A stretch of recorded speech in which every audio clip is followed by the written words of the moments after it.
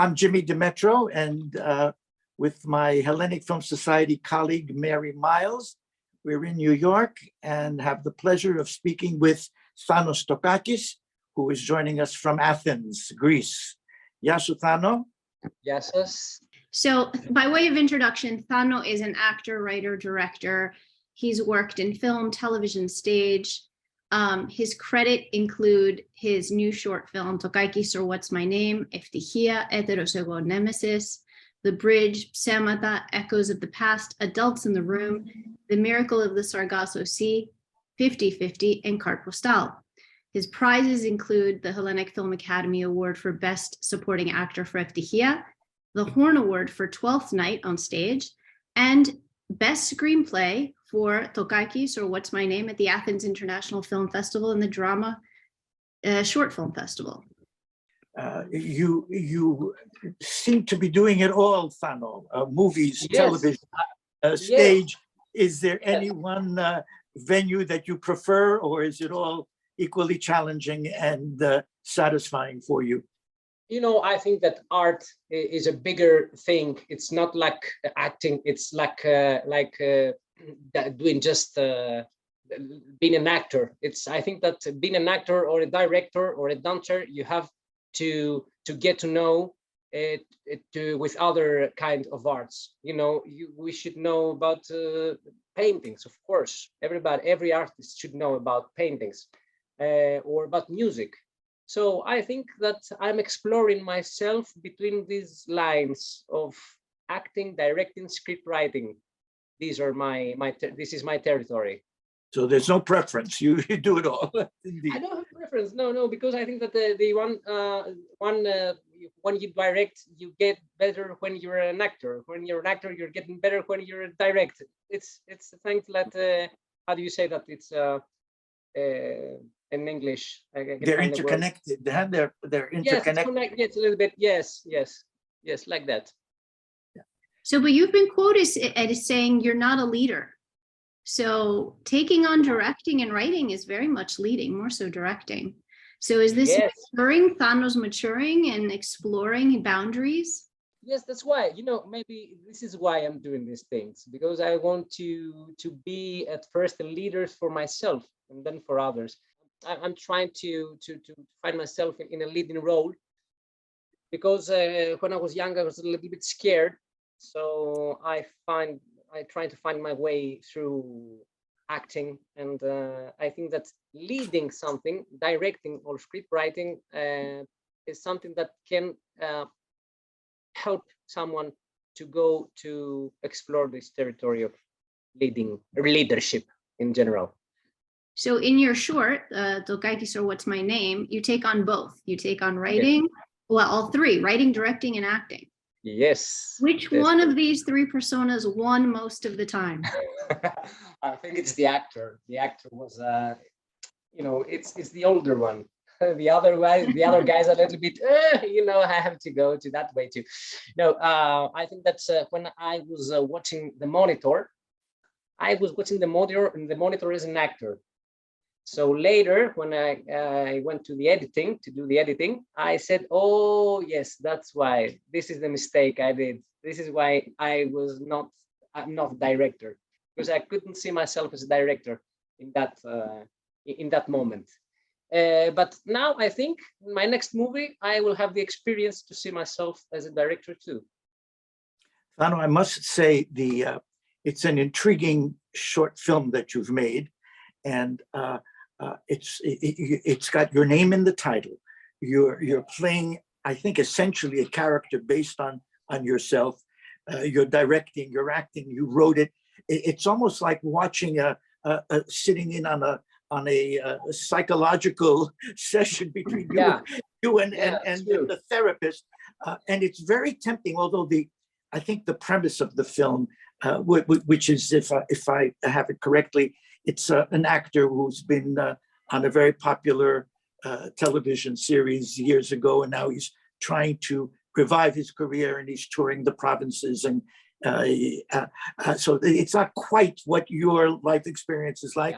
But I can't help but wonder what autobiographical elements are there. I think the film shows in part some of the downside of fame and some of the downside of being a known actor. You want to talk a little bit about that? What's running through your mind in this? I'd like to doing this film. I was doing a psychotherapy, like an auto psychotherapy. Oh, interesting. I was trying to find my way there, and I remember when I went to my psychotherapist, and I said in the end, at the first draft, I was killing the other guy who was holding the camera, myself. Oh. And I said to my psychotherapist that I killed. This is the end, and he said no. You should just stop his shoulder here and said, okay, let's move on together.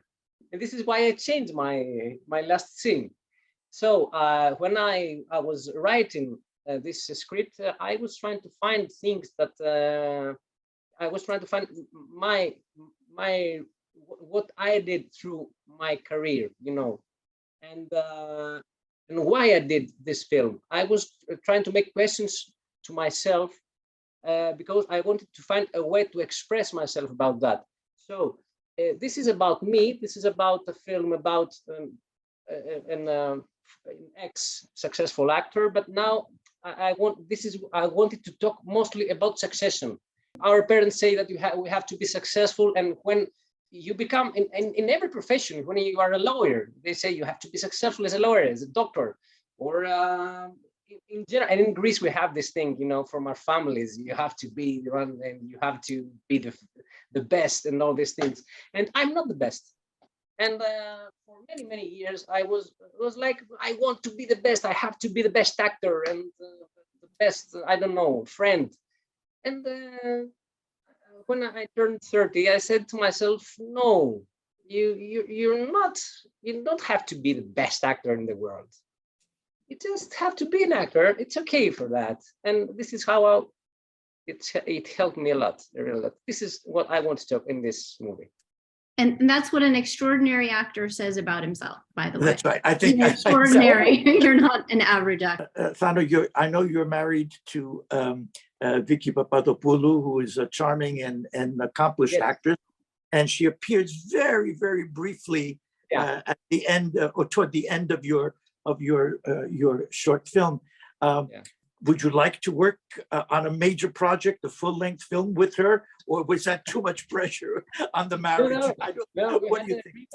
Before getting married, we had an agreement. We said that it would be better if we wouldn't work together again, in general. But this was a small scene. We can't look forward to a feature film with the two of you. Is that what you're telling us? Yes, I'm looking forward too for this. Oh, it's my next psychotherapist. Oh, good. My next project. Well, I'm eagerly awaiting that. Let's see. So now that we know you're up for the challenge and you're this mature version of yourself, how do you pick your roles? I'm sure you have so many offers and there's so many projects, and you are a lover of all art. How do you either pick other people's projects to work on or choose what to work on yourself? How do you navigate that? There are many things that I'd like to see, to explore when I try to pick a job. I don't know. At first, I think that it's the person that inspires me. Maybe the director, that it's the way he inspires me. He talks about his job, and this is something that's every time that someone is very eager to do something and very enthusiastic with this, so I get enthusiastic too. So I want to do this with him, because I think that artists or creators that want to do something further than themselves, it's something new, it's something bigger than us. So ourselves is not in front of what we want to do. This is something I want to take part. It's something that I want to help and create with the director or the creator. And I was thinking of that when it comes to your performance in EFTYHIA. Yeah. the power of the ensemble. That film won 8, I believe it is, Hellenic Film Academy Awards and 3 acting awards. Katia Ulioni with the supporting actress, and you, of course, got the award for Best Supporting Actor, and Pygmalion Dadakaridis was named Best Actor. So I guess there's an inspiration that happens, is there not, when you're working with these top-level people, each one giving his best. There's a connection there, I think. Perhaps you're all striving for a level of perfection, and it shows in the film. It's a beautifully acted movie, and you just shine in the film. It's such a wonderful part, and you play it so expertly. Truly justifies the award it received. You must be very, very proud of that. Very proud. I am proud of that. It's good. It's a good, very good performance. Why? Because Angelos, who is there? Angelos Frantsis. Angelos Frantsis, that's the director. Yeah. Really, well, you were working with top people too. I think Dionysis Samiotis also is on the production end. So these are people at the top of their profession. And the film is, you know, it's every now and then a film is beyond criticism. It becomes a national phenomenon. And I think that's what happened with Eftihia. It was an amazing box office success, and people really took it to heart. Yes. Of course, the fact that it was a biographical film about a beloved lyricist of Greece helped draw people to it.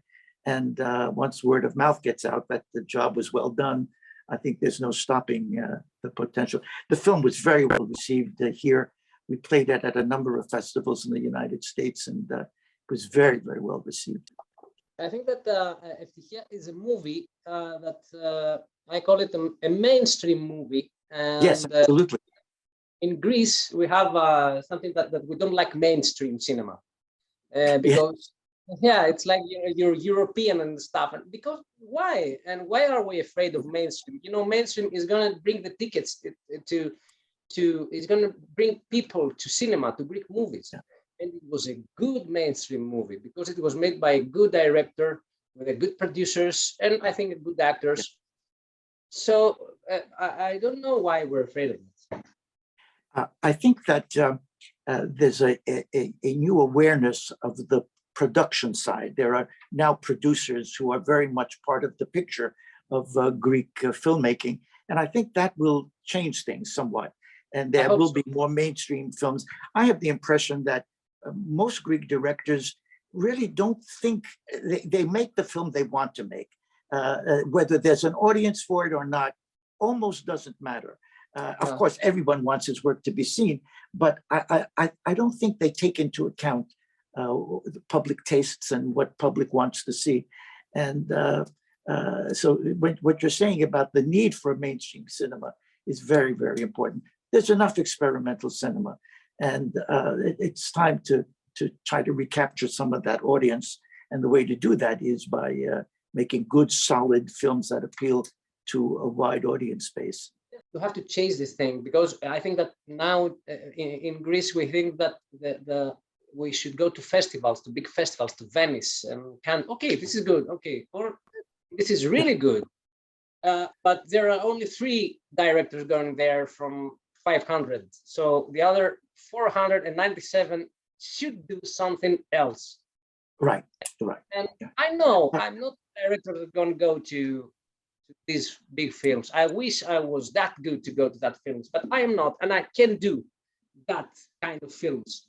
So I like doing what I call mainstream cinema. I think that my movie is a mainstream short film. Yeah, absolutely. You do a very good sense of humor, by the way, a very dark sense of humor, one that really New Yorkers love. Like, we are a little warped in that way. We're a little like the English New York sense of humor and the dark comedy, the sarcasm. It's very funny. I have the impression that you do quite a bit of experimental theater. Is that, am I correct in that?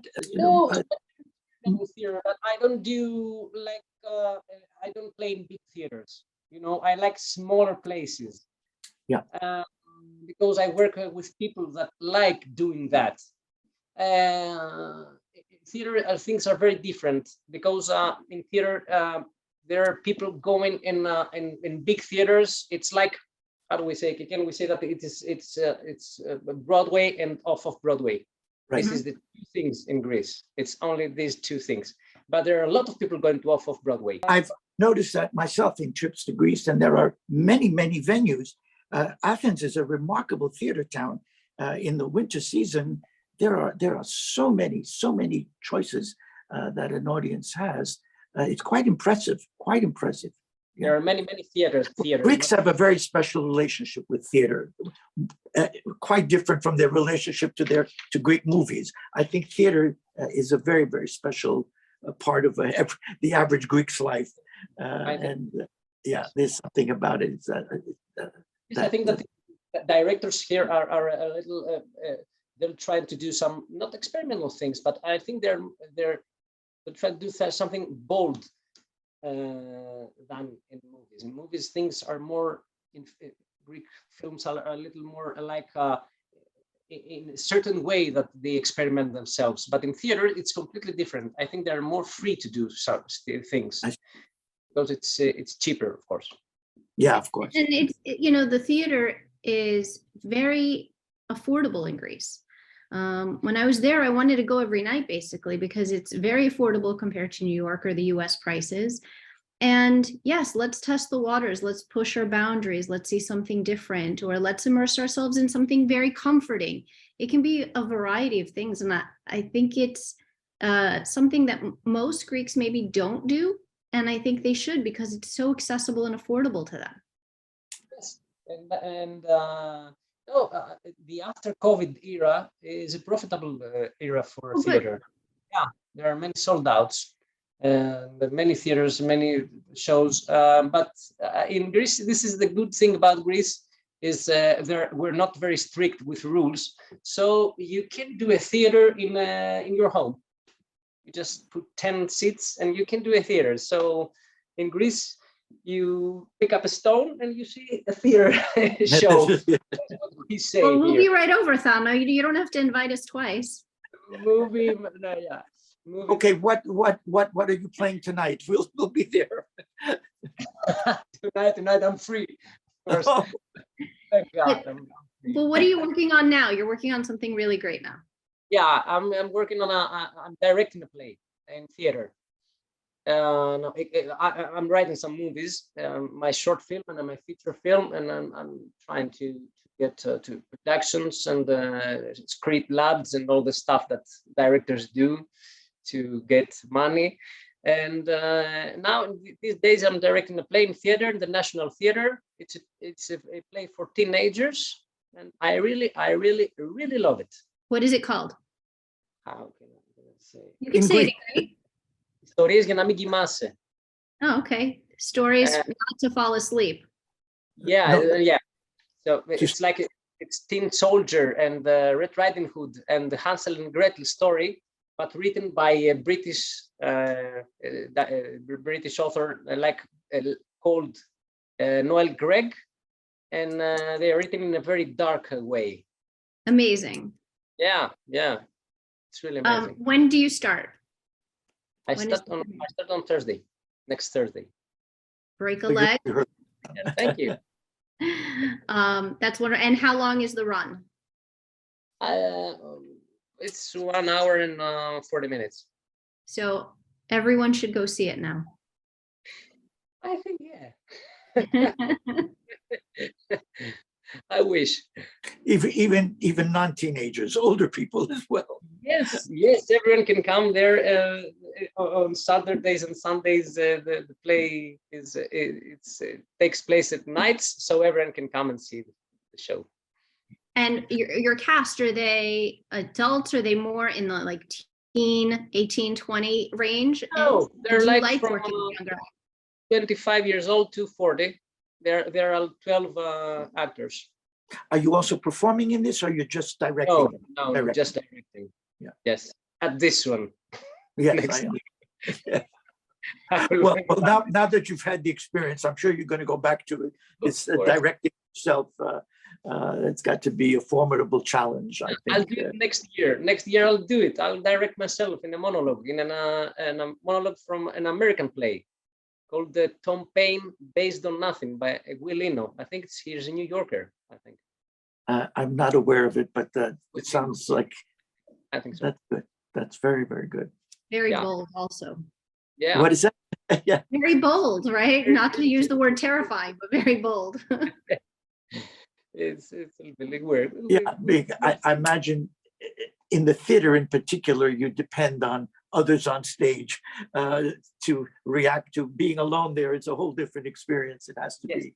Yes, very, I think it's gonna be scary. that's very vulnerable. Yes, you're putting yourself out there in a very dangerous way. Yes, well, I don't do extreme sports, so I do extreme theater. Yes, okay. No Something bungee like jumping for you, but you'll be exposed on stage. And it's very bold. I've noticed a couple of, there's one play with a one-person actor now. And we had an interview with Angeliki Papoulia where she did a film where it was just her the entire time on screen. Amazing. And she talked about the difficulty of not having her peers, her colleagues to Play balance again. her performance and play against. Yeah, it's difficult because it's you. You're overexposed. You're really exposed to the audience. So I don't know. Fabra, is there such a thing as an ideal role for you?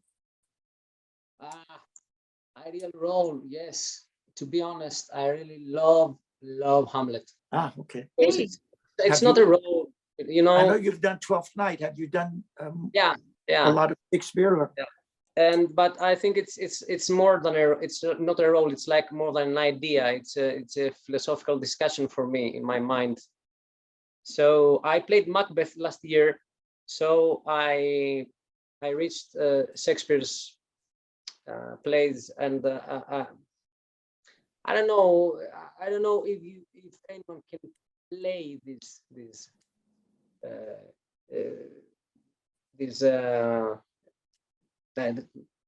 plays. I don't know. You can do the actors. You can act. It's something that you have to discuss it with yourself. This is what I found doing Macbeth. Interesting. Amazing. It's almost a self-revelation, exploration as well. Yeah. This is what it is. It's not like playing the best Macbeth or Hamlet or the best Wojciech. I don't know. These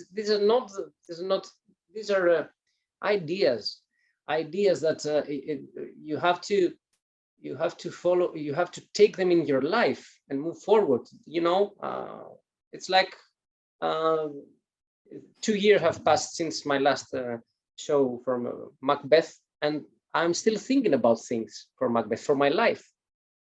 I don't know if it was good. You know. Now, does this mean, are you thinking about if only I had done it this way rather than that way, or is it just the whole experience that you're still dealing with in your mind? Experience. I'm thinking about monologues, what they're saying, what we're talking about, and I'm finding things again and again, and this poetry keeps coming to my mind, and brings me new things. Yeah. This is why these are not roles to act. Okay, you can act something, but this is something that it's once in a lifetime. Yes. You have to chance to do these things to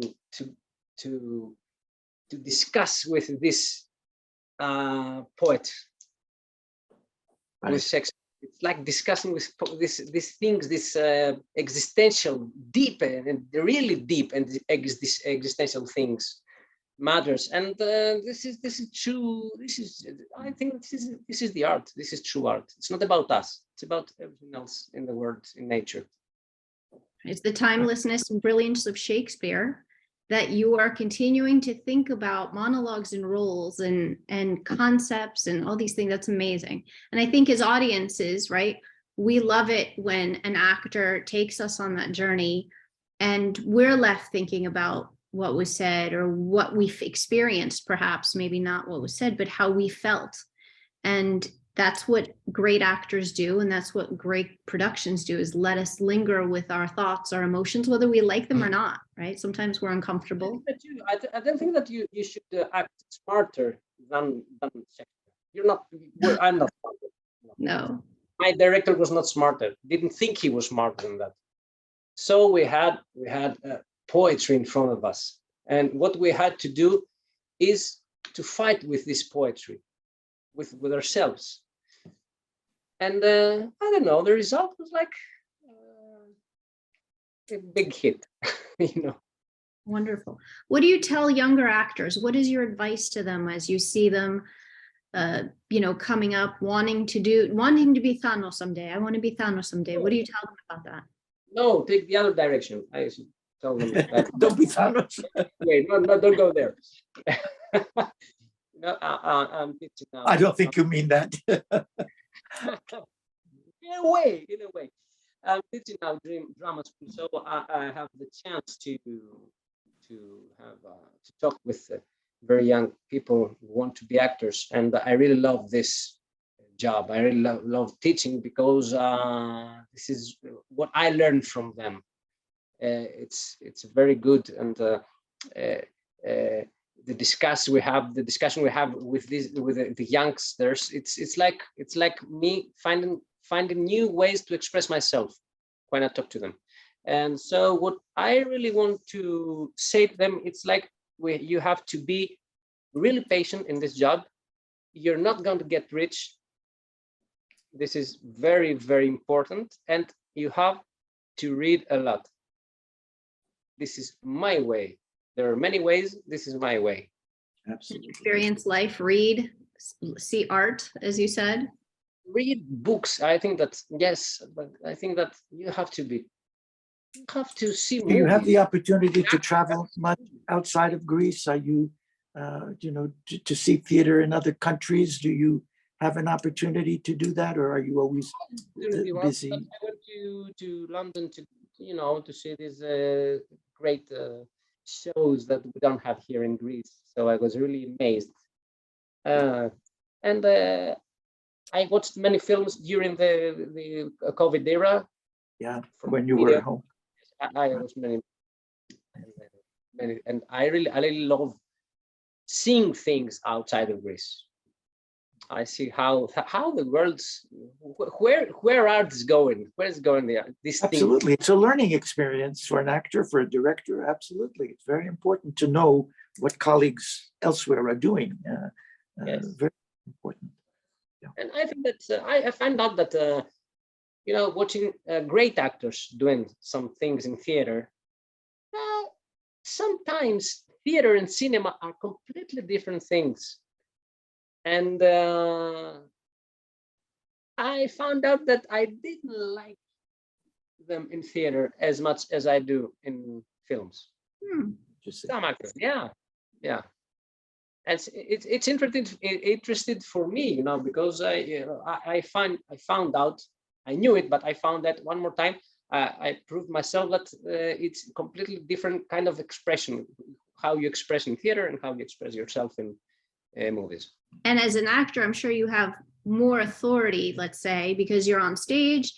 The director can't yell cut, right? And again, in a film, there's the director, there's the editor. They create an entire world that maybe you would not have envisioned in a film. So does that give you, as an actor, and perhaps seeing other actors, different authority when you're on stage? No, it's not kind of authority. I think it's the way you see yourself on stage or in front of the camera. It's a completely different thing, you know, because when you're in front of an audience, you have to be alone. You have to be, you know, they say that you have to be in a part or in a role, in a character, but you have to speak louder because someone has to hear your voice. Right. So this is not a realistic situation that goes off.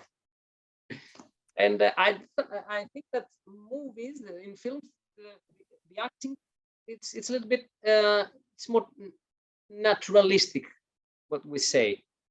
It's more easy to get in this world, in this fake world and beautiful world.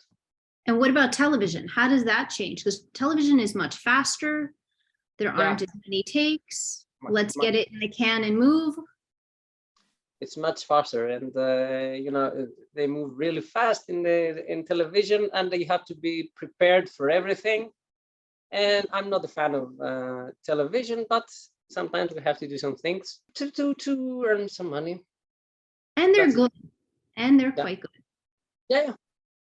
A few nights ago, I got the chance to see for another time the episode you did for Carpostal, where you play just a terrible man, absolutely terrible man, and I was just wondering. And we love you, by the way. Are villains more enjoyable than heroes for an actor, or playing villains? Is that more enjoyable for you? Every actor wants to play villains. Every actor wants to play these bad guys and reach the third, you know, and their dreams, the actor's dreams. Yeah, you know, because you have the chance to be. We all have this these shadows in ourselves, and we can't express them in society, you know. So we have the chance to express them on stage or in front of. It's kind of like a little bit of an exorcism. We're bringing out the facets of ourselves. We really like ourselves doing that. Yeah, very great.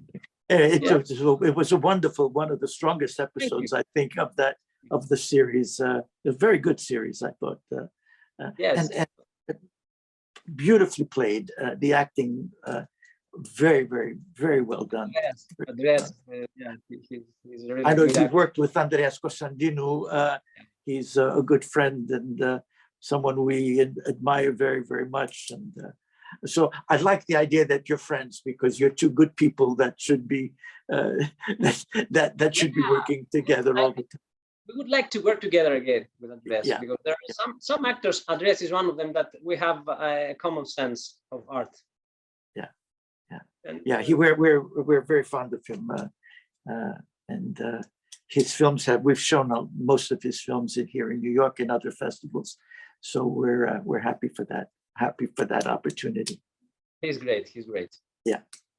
Thano, I want to ask you, perhaps dialing you into your psychotherapy days, if you could describe yourself in one word, what would it be? The first word that comes in my mind. Anxious. Anxious.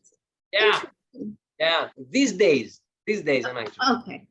You have a play opening. We'll let you have that one. Yeah, that's why I couldn't sleep last night, because I was thinking about things. So I'm in that mood now.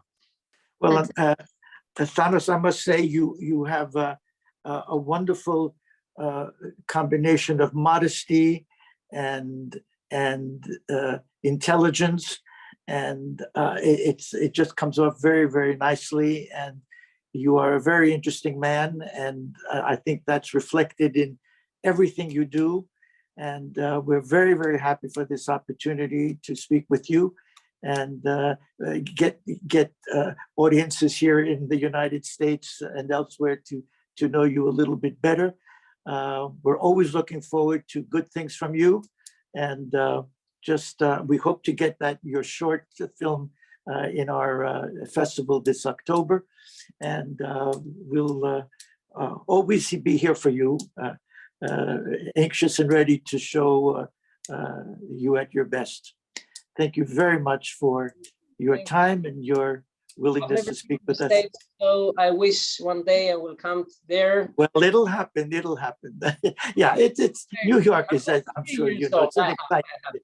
We have our problems, we have our issues, but it is an exciting, especially for artists. There's a creativity that is, there's an energy in the city that lends itself to for artists to create. Anyway, it's very good to meet you, and I know, Mary, you share my affection and enthusiasm for Thano, and we wish you the best. Thank you very much. You.